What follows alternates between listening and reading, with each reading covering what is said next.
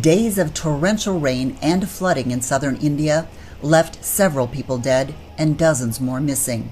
At least 12 people were killed Friday when the bus they were riding in was swept away by floodwaters. Others died in a building collapse.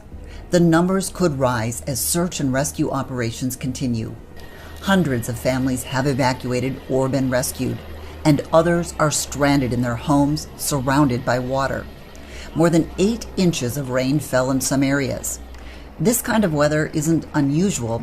November is typically the wettest part of the monsoon season across southern India.